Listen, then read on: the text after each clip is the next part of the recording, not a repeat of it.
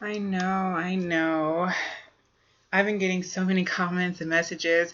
Why would you take your videos down? Why don't you make videos anymore? And I guess I will make a video explaining that eventually. But I have left up what I feel are the pertinent videos. But I also wanted to answer this question because I gotten it before. And I was gonna do like this whole like video, but I just wanted to make sure I had a little more research underneath my belt before I made the video. And then some things happened, and so I never got the chance to make the video. But so I'm making the video now, and I recently got another question that I wanted to answer too. So I'm answering 2 questions in this video. Actually 3, technically. So the question number 1 is, did I get saline or silicone implants? I get asked this question quite a bit, even though it's in the description bar of every video that I've ever put out involving my boobs. Like all of my information on my breast is down in the description bar on in all the videos that involve my breast journey or breast augmentation journey or whatever you want to call it.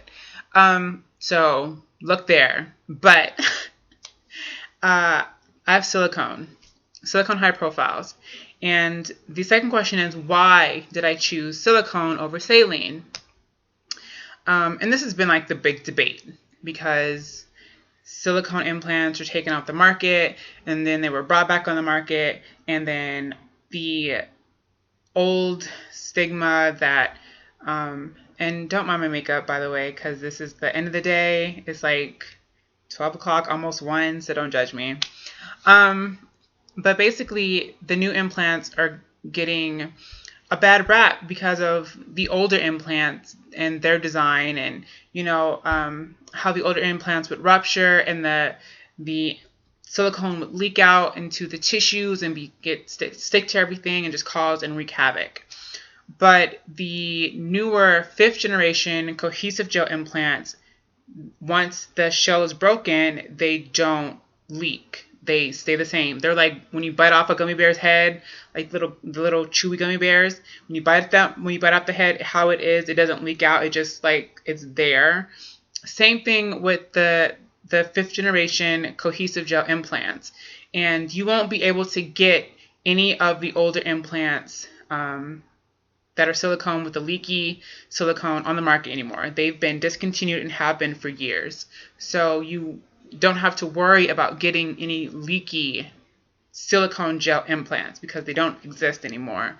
Only the women that had them back in the day, and they're still walking around with these old ass implants.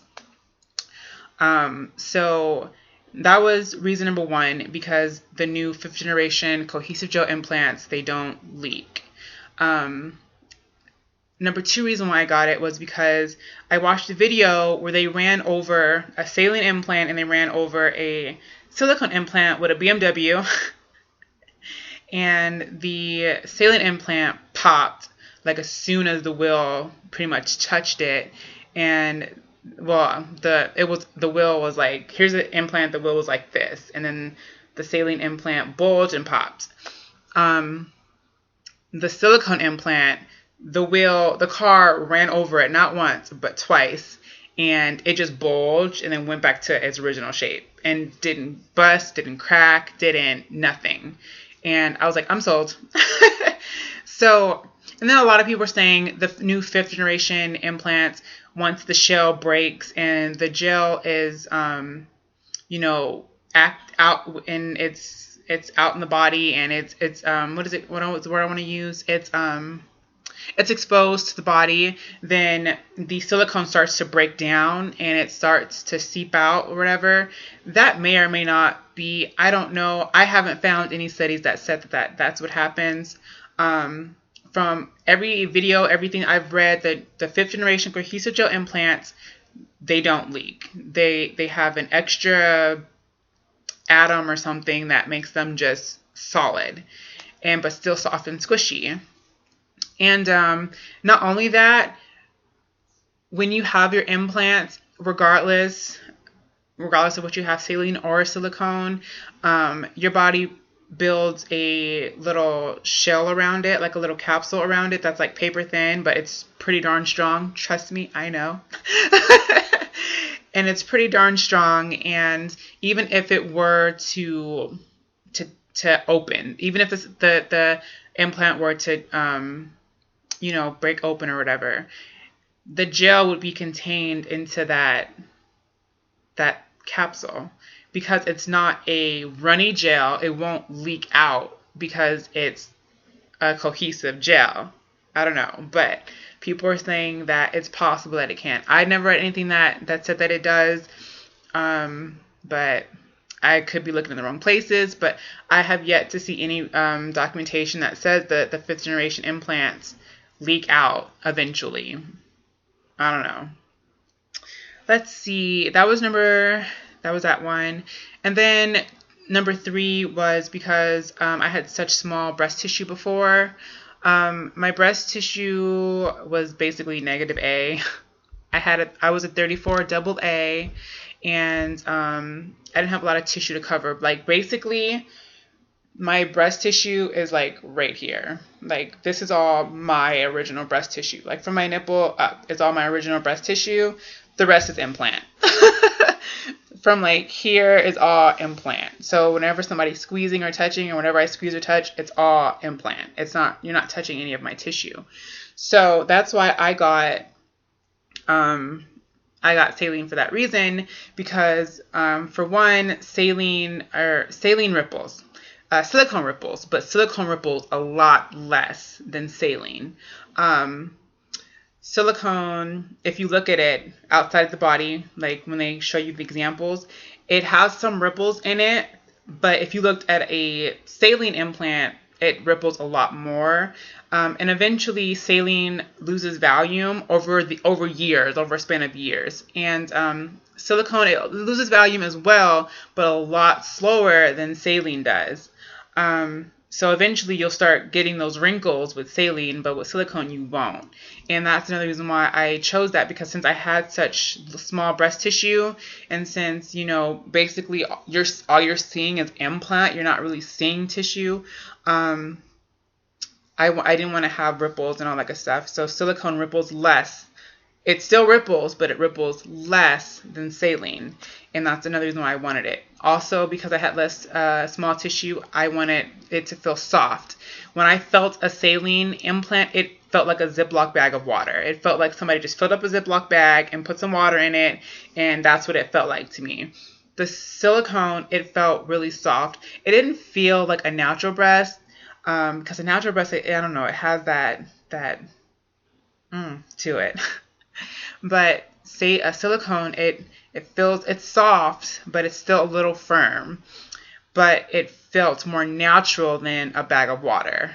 So that's why I went with saline, or that's why I went with silicone instead of saline on that aspect.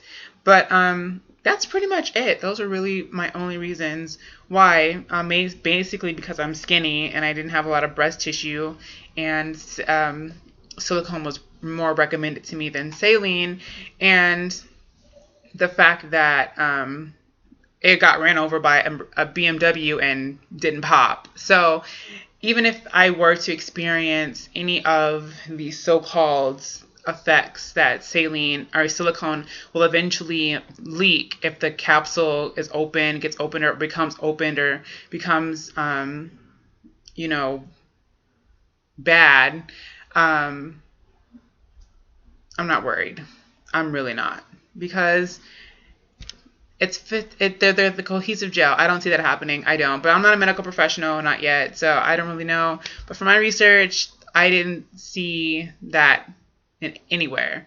But like I was saying, it got ran over by a BMW, so it would have to face similar force to even bust open for me to even experience any type of negative, whatever, with the silicone. And then there are even studies that were saying that the people that were saying that they had health issues that were associated with silicone leakage, there were studies that refuted that. So I don't really understand where the scare is coming from. Yes, when silicone attaches to tissue, it's really ugly and it's really messy and it's just really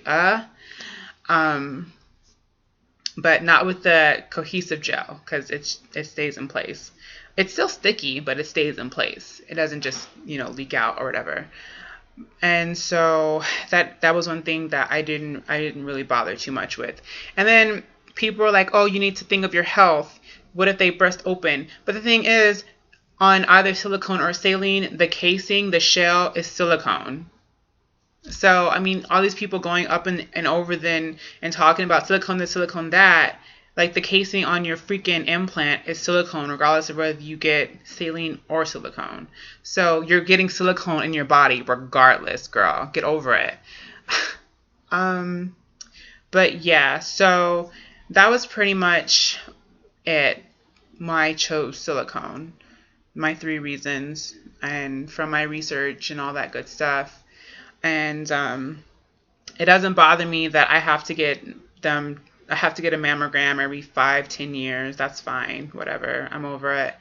I would much rather have like a small rip or tear in my implant and not know about it until, I get checked out, than get a small tear or rip in my implant and it leaks fluid into my body and then my body reabsorbs it and then I have one flat fucking boob. That's not going to look cute at all.